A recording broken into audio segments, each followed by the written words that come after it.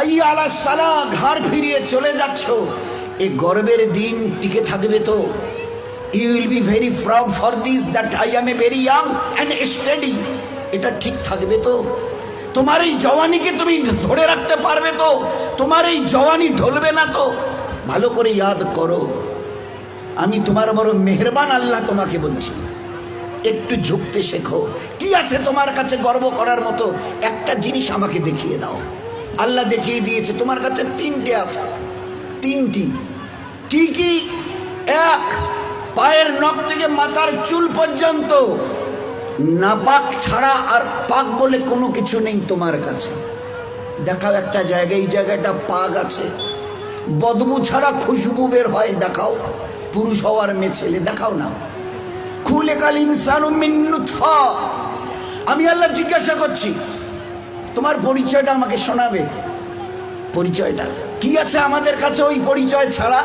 Few back days we everybody were of a drop of a dirty fluid, nothing else. আমরা সবাই, আল্লাহ আমাদের পরিচয় জানতে চাইছেন। খুলিকাল ইনসানু মিন নুতফা, আমরা বড় ওই নাপাক মনির কাতরা থেকে আমরা জন্ম নিয়েছি। আমাদের পরিচয় few back days we are a drop of a dirty fluid, আমরা এক বিন্দু নাপাক মনির কাতরা। এর চাইতে বড় পরিচয়? আচ্ছা, তোমার পায়ের নখ থেকে মাথার চুল পর্যন্ত একটা জায়গা দেখাবে যেখান থেকে খুশবু বার হয়, দেখাও। নাক থেকে যদি করো, স্বামীও পর্যন্ত বলবে নাকটা একটু ঘুরিয়ে ওই দিকে। মুখ দিয়ে অক করো যদি, তো ছেলেমেয়েরা বলবে আম্মু তুমি এটা কি করছো? পায়খানা পেশাবের রাস্তা দিয়ে হলে তো কথাই নেই। কান থেকে যদি কিছু বেরোয় তো কথাই নেই। চোখের এই জায়গা থেকে যদি বেরোয় তো পাশে কেউ বসতে দেবে না। এরপরে পুরো শরীরের এক একটা লোমের গোড়া থেকে যদি একটু করে ঘাম বের হয়, তো আমার নিজের বিবি, নিজের বেটা বেটি বলবে না আব্বু, স্বামী একটু হাতটা দাও তো, একটু চুমু দিই। চুমু দি, ঘাম বেরোচ্ছে তো, তুমি তো হাজারো হলে আমার স্বামী, তুমি তো আমাদের আব্বু, তা একটু দাও না, একটু চুমু দিই। কেউ সবাই আব্বু একটু হাতটা সরিয়ে নাও না, ঘাম বেরোচ্ছে। এই তো তোমার পরিচয়, পায়ের নখ থেকে মাথার চুল পর্যন্ত বদবু ছাড়া কোথাও। তিন, খুলিকাল ইনসানু মিন জাইফা, তোমরা বড় দুর্বল। আমি জিজ্ঞাসা করছি, 3.5 হাতের একটা এইরকম শরীর, সুটাম চেহারা, আচ্ছা তোমার পিঠে কি বসে আছে? এইভাবে 2-3 বার দেখার পরে বলবে কই, দেখা তো যায় না। আচ্ছা, তা তুমি না খুব বুদ্ধির বড়াই করো, মডার্ন টেকনোলজি আর সায়েন্সের খুব গালগপ্প করো, তোমার নিজের পিঠে কি বসে আছে তুমি বলতে পারো না? বলে না, তা জানি না। আচ্ছা 10 মিনিট পরে তোমার পজিশন অবস্থা কি থাকবে জানো তুমি? বলে আমরা কিচ্ছু জানি না। বাজারে যাবে বলে ব্যাগ নিয়ে মোটর সাইকেলের হুকে আটকে দিয়ে স্টার্ট করে খালি বাজারে গিয়ে স্ট্যান্ড করে খালি পা দিয়ে স্ট্যান্ডটাকে খালি ঠিক করে দিয়েছে। পিছন থেকে একটা গাড়ি এসে ধাক্কা দিল আর সঙ্গে সঙ্গে ডেথ। লাশ নিয়ে বাড়ি চলে গেল। এসছিল বাজার করতে, বড় ঝোলা নিয়ে এসছিল, বড় আশা করে মেহমান অপেক্ষা করছে বাড়িতে। বাজার থেকে ব্যাগে বাজার যায়নি, তার লাশ চলে গেছে বাড়িতে। খুলিকাল ইনসানু মিন জাইফা। 4, আল্লাহ জিজ্ঞাসা করছে আব্দুর রহমান বয়স কত? হ্যাঁ আল্লাহ 42 চলছে। বাকি কত? I know nothing about my age. Nurjahan তোমার বয়স কত চলছে? আল্লাহ 45 চলছে। আচ্ছা এরপরে আর বাকি কত? তা আল্লাহ আমি কেমন করে বলবো? না তোমার নিজের বয়স। তাহলে তা তো জানি না। এই তো তোমার অবস্থা, এই তো তোমার অবস্থা। তুমি এক বিন্দু নাপাক, তুমি বড় দুর্বল, তুমি বড় বদবুদার, আর তুমি তোমার নিজের 10 মিনিট পরের অবস্থা তাও তোমার জানা নেই। এরপরেও যে আল্লাহ তোমাকে তিলে তিলে তার দয়ায় এই সেকেল সুরত আর এইরকম হায়াত দিয়েছে, একবারও তার কথা ভাবো না। একবারও তার কথা ভাবো না যে কত দয়ায় তিনি তোমাকে প্রতিপালিত করেছেন। দেখবেন সবাই, আমরা তো ওই সময় থাকি না, ওখানে মেয়েরাই থাকে। বাচ্চা যখন জন্ম নেয় না, তো যারা দাদি নানি চাচি যারা ওখানে ভিতরে থাকে, ও তারা এবারে বাচ্চা বের হবার পরে এবারে হাতটার নখগুলো ভালো করে দেখে, টাকে কান টানগুলো ঠিক আছে কিনা, সব কিছু চোখ টোকগুলো, হ্যাঁ ঠিক আছে গো, ঠিক আছে, খবরদার বাচ্চা ছেলে হয়েছে মেয়ে হয়েছে, ঠিক আছে, সব ঠিক হয়েছে। সব আছে, চোখ আছে, বুরু আছে, মাথায় চুল আছে, হাত পা ওর নখটুকু পর্যন্ত বেশ গজিয়েছে। আচ্ছা, তো মুখে দাঁত কটা নেই কেন? কখনো ভেবেছ? এ জগতের ইনসান, ভেবেছো কখনো? সব বলছো ওকে, আচ্ছা দাঁত কটা যে নেই? আল্লাহ জবাব দিয়েছে তোমাকে বাঁচাবার জন্য। ওই সময় তোমার মুখে দাঁত কটা, যে আল্লাহ তোমার সব কিছু দিয়েছে, হাতের পায়ের নখ পর্যন্ত আছে, 2-4-5 দিন পরে কেটে দিতে হয়, সেখানে দাঁত কটা দিইনি কেন? তোমাকে বাঁচাবার জন্যে। আমাকে চেনো, আমি কত বড় মেহেরবান তোমার জন্যে।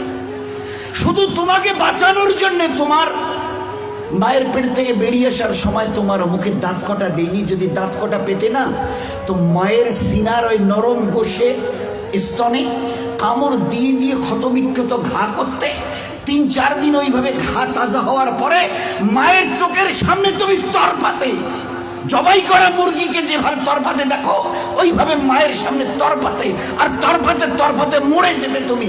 তোমার মা একটাবার বুকে তুলে তার নিজের সিনা তোমার মুখে লাগাতো না, এই জন্য তুমি কামড় দিয়ে ঘা করে দিয়েছো। আমি বাঁচাবার জন্যে সবকিছু তোমার মায়ের পেটে বানিয়েছি, পুরো ফিগারের যা কিছু প্রয়োজন, each and everything has been given from myself, শুধুমাত্র except your teeth, তোমার দাঁত বাদ দিয়ে, যেখানে আমি তোমাকে আমার দয়ায় বাঁচাতে চাইছিলাম। ওই জন্য দাঁত কটা দিনই, নয়তো মায়ের স্তনকে কেটে ছিন্ন বিচ্ছিন্ন করতে, মায়ের চোখের সামনে তরপাতে তরপাতে তুমি মরে যেতে। একটাবার চিন্তা করেছো আমার কথা? তোমার প্রতি কত দয়া করেছি। ফের এই বাচ্চাটা হাদিসে পাকের মধ্যে এসে আস্তে আস্তে যখন বড় হয়, তার বুবুকে, ভাইকে, আব্বাকে কিছু খেতে দেখে, শব্দ এর কানে আসে, আমারও ওই রকম দাঁত থাকলে আমিও খেতাম। আল্লাহ বলে, হাদিসে পাকের কথা বলছি, আল্লাহ বলে তুই একটু সবর কর, সবর কর, কারণ এখন তোর অতটা হুশ আওয়াজ হয়নি, এখনই যদি দাঁত দিই মায়ের স্থানে কাপড় দিবি, একটু সবর কর, এই 7-8 মাস 9 মাস 10 মাস হোক না, একটু যখন, তারপরে আমি দাঁত দেবো। গোস্তের ওই নরম জায়গা থেকে আস্তে করে বাবা মা সব খুশি, আম্মা তোমার নাতির দাঁত গজিয়েছে শুনেছ? আচ্ছা, 2টো দাঁত গজিয়েছে, তো উঠতে দেখে সবাই খুশি। আচ্ছা, কখনো ভেবেছ এই দাঁতটা বাড়তে বাড়তে এই পর্যন্ত বারবার পরে আর বাড়ে না? Why? What is the reason of it? Who will give the answer? Who will give the answer? Anybody else of this world? আছে কেউ দুনিয়াওয়ালা, ও মডার্ন সায়েন্স, মডার্ন টেকনোলজিওয়ালা, এই দাঁতকে গজাতে থেকে খুশি হয়েছো? বাড়তে বাড়তে এই পর্যন্ত বেড়ে গেছে, তারপরে আর বাড়ে না। কোন দুনিয়ার মডার্ন টেকনোলজি এর পিছনে কাজ করেছে বলো? বলো না। তো দেখেছো আমার দয়া? তারপরেও যদি যেভাবে বাড়ছিল, যদি আর 6টা মাস বাড়তো না, তোমার নিজের চেহারা আয়নায় দেখলে তুমি একবার দেখে আটকে উঠে বেহুশ হয়ে মরে যেতে, অজ্ঞান হয়ে মরে যেতে। কি বিকট চেহারা, নিচের দাঁতগুলো বেড়ে গিয়ে এইরকম, উপরের দাঁতগুলো বেড়ে গিয়ে এইরকম হতো তোমার চেহারাটা, বিকট একটা চেহারা হতো। আমি ওটাকে কন্ট্রোল করেছি। এই বাচ্চা তখন 7-8-10 মাসের, 1 বছর 1.5 বছরের বাচ্চা দেখে দাদা কি যেন, ভাইজান যেন কি কর্মর করে চিবোচ্ছে, বুবু যেন কি একটা খাচ্ছে শক্ত মতো, আব্বু যেন কি একটা শক্ত মতো চিবোচ্ছে, শোনা যাচ্ছে। আসমান থেকে আওয়াজ আসে, তুই একটু সবর কর না, তোকে হালকা জিনিস খাওয়াবার জন্য যে দাঁতটা এখন দিয়েছে ওটার নাম হচ্ছে দুধ দাঁত, এর ক্যাপাসিটি কম, হালকা জিনিস চিবোতে পারবি, শক্ত জিনিস চিবোলে না ও দাঁত ভেঙে যাবে, তো তুই একটু সবর কর। ফের কদিন পরে একটা করে নড়া শুরু করে, আম্মু এ দাঁতটা নড়ছে, ফের একটা একটা করে 32 টাকা আমি ট্রান্সফার করি, ফের ওখান থেকে গজানো শুরু করি। এইবারে তুমি নিজের দাঁত দিয়ে যত শক্ত হাড় হোক, পেয়ারা হোক, যা কিছু মন চায় খুব কর্মড়িয়ে চিবিয়ে খাও, কোনো অসুবিধা হবে না। এত বড় দয়ার দান দেখেও তুমি একটাবার আমার সামনে ঝুঁকাবে না? আচ্ছা, আমার কাছে তোমাকে ফিরে আসতে হবে না? বলো বলো যে ফিরবে না, ফিরবে না। আজ তুমি আস্তিন গোটাও, লাল চোখ দেখাও, আমার জমিনে দর্প ভরে পা রেখে চলো। আচ্ছা, তোমার কি মনে হয় তুমি আমার সঙ্গে মোকাবেলায় আসবে? আসবে? তোমাকে সেজদা করতে, না না, ওসব আমাদের দ্বারা হবে না। হয় হয় হয়, কি আছে তোমার কাছে গর্ব করার মতো? আর আমার সঙ্গে তুমি পাল্লা দেবে, মোকাবেলায় আসবে, কি আছে তোমার কাছে বলো না? এর মাস আজকের যেটা ফুলছে মাসল, এটাকে না আর এই দিকে ঝোলা মানে ফুলাতে পারবে না। শত চেষ্টা যদি করো তো উপরের দিকে নয়, নিচের দিকে ঝুলে থাকবে। যে দাঁত আজকে কর্মড়িয়ে অন্যের দিকে লাল চোখ করে তাকাও, এই চোখ আজ বাদে কাল ঝাপসা হবে। এ দাঁত তোমার কাছ থেকে তোমাকে জিজ্ঞাসা না করে বিদায় নেবে। এ কালো চুল তোমাকে না বলে সাদা হবে। এ শক্ত বডির মাসেল এ তোমাকে না জিজ্ঞাসা করে গোস্ত আস্তে আস্তে চামড়া ঝুলে থাকা শুরু হবে। আমার কাছে কি তোমার কাছে আছে মোকাবেলা করার মতো? কিছুই আমি করব না, শুধু তোমার বয়সটুকুকে একটু যদি বাড়িয়ে দিই। ও আম্মেরহু নুনাক্কিসহু ফিল খালক, মায়ের পেট থেকে বের হয়ে যেভাবে মুখ থুবড়ে পড়েছিলে, নিজের পায়খানা নিজের হাতে ওইভাবে ছেনিয়ে নিজের মুখে দিয়েছিলে না, আমাকে তুমি কি দেখতে চাও? একটু যদি হায়াতটুকু বাড়িয়ে দিই, মুখ থুবড়ে পড়ে থাকতে হবে। পাশ দিয়ে কেউ হেঁটে যেতে রাজি হবে না, কারণ দেখলেই বলবে কেউ আমি একটু বাথরুম যাবো, আমার একটু হাতটা ধরে তুলে দাও তো। কেন কি তোমার ওই পিছনের দিন কটা মাসেল ফুলানো, লাল চোখ করা, জমিনে দর্প ভরে চলার ওই দিনগুলো কোথায় গেল আমি জানতে চাইছি। বলো না, আমি কিচ্ছু করবো না। একটা হাতি যদি এসে মশাকে বলে হ্যাঁ তুই নাকি আমার সঙ্গে নাকি পাল্লা দিবি, তা আমি তো চিন্তা করে কুল পাচ্ছি না, তোকে যে মারবো কোথায় মারবো। আচ্ছা, একটা হাতি যদি মশাকে মারতে চায় কোথায় লাদ মারবে বলেন তো? তো আল্লাহ যদি আমাদের মতো 3 হাতের একটা কমজোর নাপাক ইনসানকে আল্লাহ যদি টোকা দিতে চায়, তো আল্লাহ কি জিজ্ঞেস তোর কোথায় টোকা দেবো বলতো? আমি আল্লাহ শত আসমান জমিনকে একদিন আমি আমার হাতের তালুতে নেব। লিল্লাহিল ওয়াহিদিল কাহার,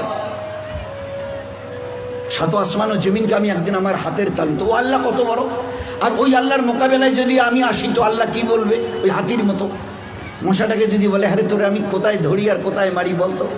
আর এই মশা যদি দ্বন্দ্ব নেয়, হ্যাঁ হ্যাঁ আসেন না, হোক মোকাবেলা হয়ে যাবে। তো বলেন আজকের খুব চিন্তা করেন, আমি যদি হায়াতটুকু বাড়িয়ে দিই, মুখ থুবড়ে পড়ে থাকবে আর নিজের হাতে পায়খানা ছানবে, পাশ দিয়ে কেউ যেতে রাজি হবে না। ওই দেখলে ডাকবে শুতে মুখানা ধর তো না, বাথরুম যান না, বসি তুলো তো। কেন তোমার ওই দিনগুলো কোথায় গেল?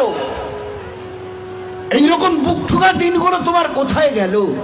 দোস্ত, ও দিন আসবে, ফের দুনিয়া থেকে বিদায় নিয়ে খোদার কাছে ফিরে যেতে হবে। আল্লাহ কুল্লু নাফসিন যায়কাতুল মাউত সুম্মা ইলাইনা তুরজাউন। কে আছো দুনিয়ায়? ঝুপড়িওয়ালার কুরসিওয়ালা কে আছো যে আমার কাছে আসবে না? শেষ কথাটা অনুরোধের সঙ্গে, আমরা যত ভাই এখানে এসছি, প্যান্ডেলের ভিতরে বাইরে, আমাদের যত মা বোন ওখানে ভিতরে আছে, তারা সবাই একটা কথার উত্তর দিই, নিজের ইচ্ছায় আমি দুনিয়ায় এসেছি, কারো উপরে ভরসা করে নয়, ডিপেন্ড করে। আমি আমার নিজের ইচ্ছায় এসেছি। এরকম বলনেওয়ালা কারা কারা আছে একটু হাত তুলে দেখাবেন দয়া করে। আমরা পুরুষরা, আমাদের ওখানে পর্দার ভিতরের মা বোনেরা, আমি আমার নিজের ইচ্ছায় এসেছি, যেদিন আমার মন চাইবে আমি নিজের ইচ্ছায় যাব।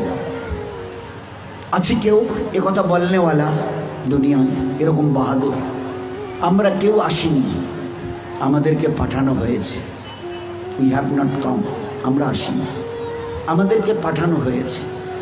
আমরা ইচ্ছা করে যেতে চাইলে ইচ্ছা করে যেতেও পর্যন্ত পারবো না। তিনি যেদিন ডাক দেবেন আব্দুর রহমান আয়, তো শত সহস্র বাঁধনকে ছিন্ন করে চলে যেতে হবে।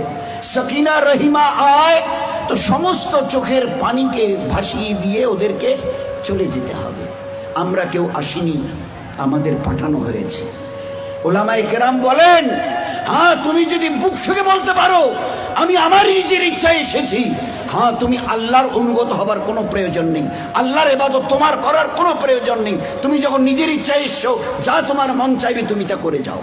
হ্যাঁ, যদি বলো যে না আমি আমার নিজের ইচ্ছায় তো আসিনি, আমার দয়ালু আল্লাহ আমাকে বড় মেহেরবানি করে মানুষ করে দুনিয়ায় পাঠিয়েছেন, হয় আমি পুরুষ অথবা মেয়ে ছেলে, আজ এই 20, 30, 40, 50 বছরের হায়াত আমার, এই যে এটা আমি পেয়েছি, এটাও আল্লাহ পাকের আমার বড় দয়া মেহেরবানি। তা যদি না হতো, তো আমার আল্লাহ যদি দেখতে চাইতেন, আমার মায়ের পেটে থাকাকালীন আল্লাহ ওখান থেকে আমাকে বিদায় করে দিতে পারতো। বহু বাচ্চা মায়ের পেট থেকে ওইখানে বিদায় নিয়ে চলে গেছে, এক ঝলক আল্লাহ দুনিয়া দেখতে দেয়নি। কি বলতে চাই? যে আল্লাহ আমাদের সঙ্গে বড় দুর্ব্যবহার করেছে হায়াত দিয়ে। তো আল্লাহ বলতে চায় যে তাহলে তুমি কি বলতে চাও আমি একটু ভুল করেছি নাউজুবিল্লাহ? হায়াত দিয়ে, জওয়ানি দিয়ে, তাকত দিয়ে, ইচ্ছা যদি আমি করতাম না, মায়ের পেটে মোরা বাচ্চাকে তোমাকে বের হয়ে আসতে হতো, এক ঝলক দুনিয়া দেখতে পারতে না। এই জন্যে আমরা যারা সাথী পুরুষরা আছি, আমরা যারা পর্দার ভিতরে মা বোনেরা আছি, একটু আল্লাহকে চিনতে চেষ্টা করি। আমরা আসিনি, দয়া করে আল্লাহ পাঠিয়েছে। যেতে চাইলেও নিজের ইচ্ছায় যেতে পারবো না, আল্লাহ যেদিন ডাক দেবে যেতে হবে। আসা যাওয়া দুটোই যখন আল্লাহর ইচ্ছায়, তো মাঝখানের এই কটা দিন নিজের ইচ্ছায় চলে জীবনটাকে যেন বরবাদ না করি। দুনিয়ার জীবনও বরবাদ হবে, আখেরাতের জীবনও বরবাদ হবে। বরবাদের লাস্ট কথাটা হলো এই, তুমি আমার ইবাদতকে ছেড়ে দাও, দুটো জিনিস তোমাকে আমি দেব।